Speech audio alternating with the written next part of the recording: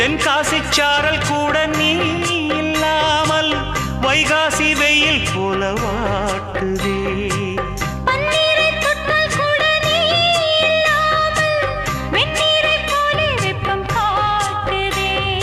மையளந்த கண்ணும் என் கையளந்த பெண்ணும் மின்சாரம் பாய்ச்சுமா.